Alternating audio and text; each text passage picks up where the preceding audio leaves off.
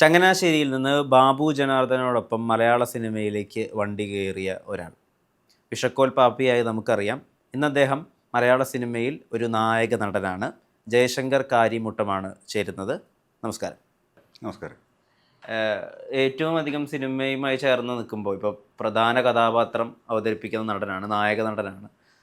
സിനിമയുടെ പേര് മറുവശം എന്നാണ്. ഏറ്റവും അധികം മലയാള സിനിമയിൽ എത്തിയതിനെ ഓർക്കുന്ന പേര് ബാബു ജനാർദ്ദനൻ എന്നായിരിക്കും. അതെ അതെ. അദ്ദേഹമായിട്ടുള്ള യാത്ര അല്ലെങ്കിൽ അദ്ദേഹമായിട്ടുള്ള തുടക്കം ഒരു ഒരു ലൈബ്രറിയിൽ നിന്നുള്ള തുടക്കമാണല്ലോ. അതെ.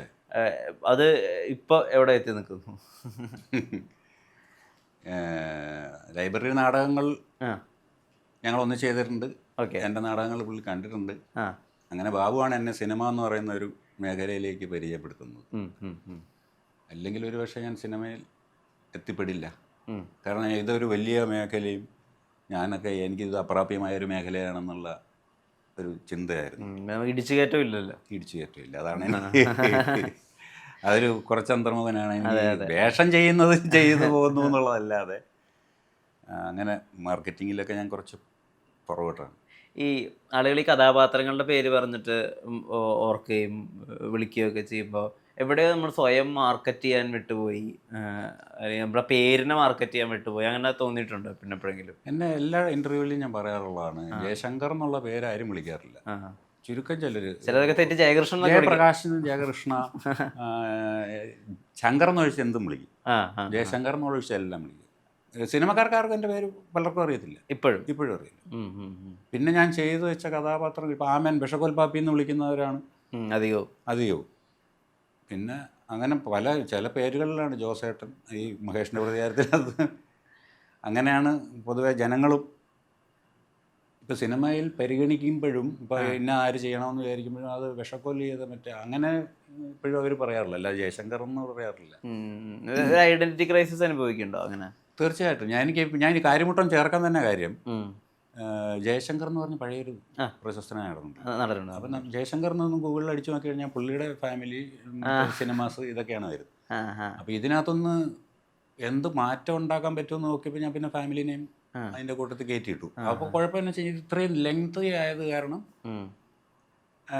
വലിയൊരു കാര്യമായിട്ട് അവിടെ സിനിമയുടെ പേരെഴുതി വരുന്നതിനകത്ത് അങ്ങനെ വെക്കാറുമില്ല, അവര് വെക്കില്ല, ഒത്തിരി നീളമുണ്ടല്ലോ ടെക്സ്റ്റ്. പിന്നെ പക്ഷേ ഇപ്പൊ ജയശങ്കർ കാര്യമുട്ടോന്ന് അടിച്ചാൽ ഗൂഗിളിൽ ചെയ്ത് നോക്കുമ്പോഴേ എൻ്റെ പടം വരുന്നുണ്ട്. അങ്ങനെ ഒരു മാറ്റം ഉണ്ടായി. പിന്നെ ഞാനൊക്കെ കുറച്ച് കമ്പ്യൂട്ടർ യുഗത്തിൽ ജനിച്ച ആളൊന്നും അല്ലല്ലോ. അപ്പൊ കമ്പ്യൂട്ടറൊക്കെ നമ്മൾ സ്വയമേ പഠിച്ച കമ്പ്യൂട്ടർ സംഭവങ്ങളല്ലേ ഉള്ളൂ. അപ്പൊ ഞാനിതിനകത്തൊക്കെ കുറച്ച് പുറകോട്ടാണ്. ഇപ്പോൾ ഫോട്ടോ അപ്ഡേറ്റ് ചെയ്യുക, അല്ലെങ്കിൽ ഇങ്ങനെ സോഷ്യൽ മീഡിയ ഞാൻ അത്ര അങ്ങനെ ചെയ്യാറില്ല. ഈ നായകനടനാവുക, ഒരു സിനിമ മൊത്തം ഷോൾഡറിൽ കൊണ്ടുപോവുക, അങ്ങനെ ഒരു ഉത്തരവാദിത്തം വരും എന്നെപ്പോഴെങ്കിലും വിചാരിച്ചിട്ടുണ്ടോ? ഇല്ല, അങ്ങനൊന്നും വിചാരിച്ചിട്ടില്ല. പിന്നെ ആദ്യം എന്നോട് ഇത് പറയുമ്പോൾ ഇതിൻ്റെ സെൻട്രൽ ക്യാരക്ടറൊന്നും അല്ല ആദ്യം അനു എൻ്റെ അടുത്ത് കഥ പറയാൻ തുടങ്ങി. കാര്യം അനുവിന് അങ്ങനെ ഒരു ഭയം ഉണ്ടായിരുന്നു. മീൻസ് ഇനി സെൻട്രൽ ക്യാരക്ടറാണെന്ന് പറഞ്ഞു കഴിഞ്ഞാൽ ഞാൻ ചിലപ്പോൾ അത് വിട്ടുപോയാലോ എന്നുണ്ടായിരുന്നു. കാരണം സ്വാഭാവികമായിട്ടും ചിന്തിക്കാം, കാരണം എനിക്കിങ്ങനെ ചിന്ത ഉണ്ടായിരുന്നു. കാരണം എന്ന് വെച്ച് കഴിഞ്ഞാൽ ആദ്യം എൻ്റെ മനസ്സിൽ വന്ന മറുവശത്തിനകത്ത് ഇങ്ങനെ സെൻട്രൽ ക്യാരക്ടർ ചെയ്യാവോ എന്ന് ചോദിക്കുകയാണെങ്കിൽ, അപ്പോൾ നമ്മൾ ചെയ്തുകൊണ്ടിരിക്കുന്ന സാധാരണ ചിലപ്പോൾ ഒരു സീൻ അല്ലെങ്കിൽ 2 സീൻ, അല്ലെങ്കിൽ ചിലതിനകത്ത് ലെങ്തി ചെയ്തിട്ടുണ്ടെന്ന് പറഞ്ഞാൽ അത് വളരെ ചുരുക്കം സിനിമകൾ, ബാക്കിയുള്ളതൊക്കെ മിക്കവാറും ഒരു 2-3 സീൻ. പിന്നെ എന്തോ ഒരു ഭാഗ്യം കൊണ്ട് ഒരു സീനായാലും 2 സീനായാലും ഞാൻ വന്നതെല്ലാം വളരെയേറെ ശ്രദ്ധിക്കപ്പെടുന്ന വേഷങ്ങളായിരുന്നു, ചെയ്യാൻ സാധ്യതയുള്ള വേഷങ്ങളായിരുന്നു. അപ്പോൾ അത് എന്തോ ഭാഗ്യം കൊണ്ട് അങ്ങനെ ശ്രദ്ധിക്കപ്പെടാൻ ഇടയായി. അപ്പോൾ ഇങ്ങനെ ഒരു സെൻട്രൽ ക്യാരക്ടർ ചെയ്യാന്നൊക്കെ പറഞ്ഞു കഴിയുമ്പോഴത്തേക്ക് നമുക്ക് ആഗ്രഹം ഉണ്ടാവുമല്ലോ. വേഷം, നല്ല വേഷം, കുറേ നേരം പെർഫോം ചെയ്യാൻ പറ്റുന്ന വേഷം നമ്മൾ ആഗ്രഹിക്കും. പിന്നെ സാധ്യതയുള്ളത് ചെയ്യുക, അത്രേ ഉള്ളൂ. പിന്നെ ഞാൻ അതിനകത്ത് വേറൊന്നും എന്നെ സെൻട്രൽ ക്യാരക്ടർ ഞാൻ ചെയ്യുന്നു എന്ന് പറയുമ്പോൾ പ്രേക്ഷകനും ആ രീതിയിലുള്ളൊരു ക്യാരക്ടർ ആയിരിക്കും എന്നേ ധരിക്കുള്ളൂ എന്ന് എനിക്കൊരു വിശ്വാസമുണ്ട്. അതാണ് പിന്നെ എന്നെ മുന്നോട്ട് നയിച്ചത്.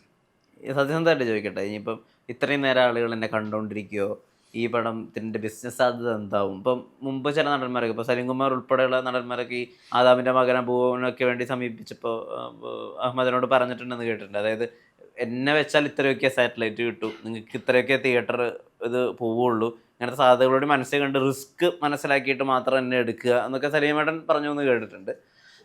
അങ്ങനെയുള്ള ചിന്തകളൊക്കെ കടന്നുപോയോ? എന്നെ ആളുകൾ എത്ര നേരം കണ്ടിരിക്കും, ഇതിന്റെ ബിസിനസ് സാധ്യത എന്തായിരിക്കും, അങ്ങനത്തെ ആകുലതകൾ ഉണ്ടായിരുന്നോ? അല്ല, ബിസിനസ് സാധ്യതകൾ വളരെ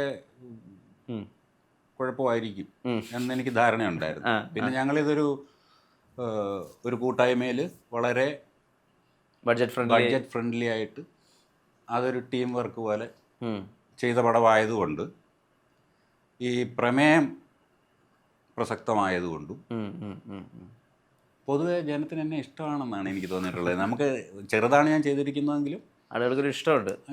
നമ്മളെവിടെയെങ്കിലും ചെല്ലുമ്പോൾ അവർ നമ്മളോട് ബിഹേവ് ചെയ്യുന്നത് ആ ഒരു സ്നേഹം ഉണ്ട്. അപ്പോൾ അത് എനിക്കിപ്പം തോന്നുന്നത് ഇതിൻ്റെ തന്നെ ഇവർ 30 വർഷമായിട്ട് ചെറിയ വേഷങ്ങൾ ചെയ്തുകൊണ്ടിരുന്ന ജയശങ്കർ പിന്നെ പോലെ സെൻട്രൽ ക്യാരക്ടർ ചെയ്യുന്നു എന്ന് പറഞ്ഞപ്പോഴത്തേക്ക് ഒത്തിരി ആൾക്കാർ എൻ്റെ അടുത്ത്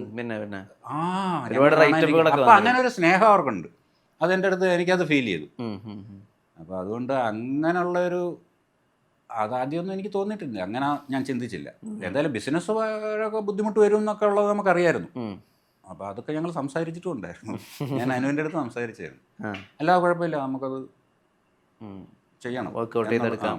പിന്നെ ഒരു സംവിധായകൻ നമ്മളെ വെച്ചൊരു സംവിധായകൻ സ്വപ്നം കാണുന്നിടത്താണ് ആക്ടേഴ്സ് എല്ലാം ഉണ്ടായിട്ടുള്ളത്.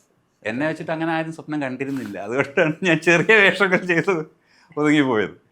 അപ്പോൾ നമ്മുടെ അതുപോലൊരു സൗഹൃദത്തിൽ ഒരാൾ ഉണ്ടെങ്കിൽ ചിലപ്പോൾ നമ്മൾ കുറേ സമയം സ്പെയർ ചെയ്യുമല്ലോ അവരുമായിട്ട്.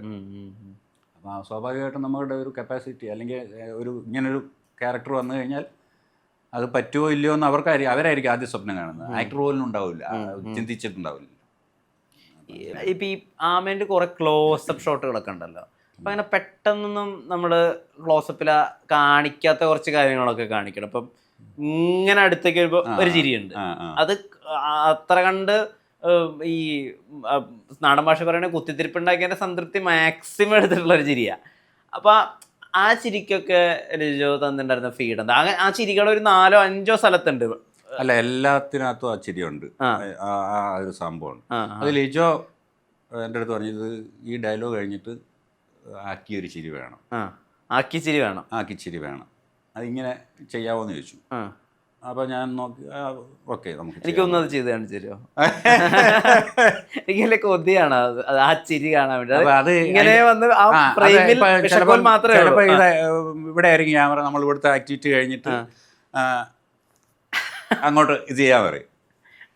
അങ്ങനെ ചെയ്തു വന്നതാണ്. പിന്നെ ബാക്കി പശ്ചാത്തലം എന്ന് പറയുന്നത്, ഞാൻ പറഞ്ഞില്ലേ, ഞാൻ ജനിച്ചൊക്കെ തിരുവനന്തപുരമാണെന്ന് പറഞ്ഞാൽ തിരുവനന്തപുരമാണ് എൻ്റെ ഒരു 9 വയസ്സ് വരെ ഉള്ള ഒരു കാലഘട്ടം. പിന്നെ ഞാൻ ഈ മാടപ്പള്ളി എന്ന് പറഞ്ഞ ഒരു ഗ്രാമം, അവിടെ ധാരാളം കഥാപാത്രങ്ങളുണ്ട്.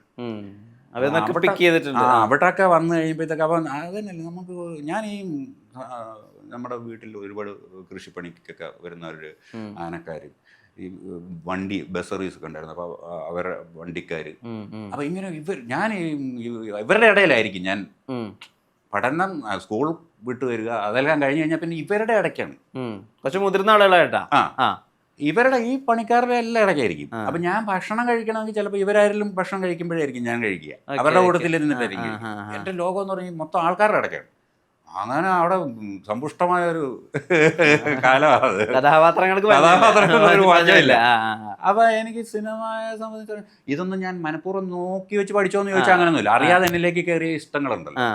അപ്പൊ നമുക്ക് സ്വാഭാവികമായിട്ട് ഇങ്ങനെ ഒരു ക്യാരക്ടറൈസേഷൻ വരുമ്പോൾ അതവർ കൺവിൻസ് ചെയ്ത് തരുമ്പോൾ നമുക്ക് ചില സ്പാർക്ക് അടിക്കും. അപ്പൊ അത് ടെമ്പററി ചെയ്യാൻ പറ്റും.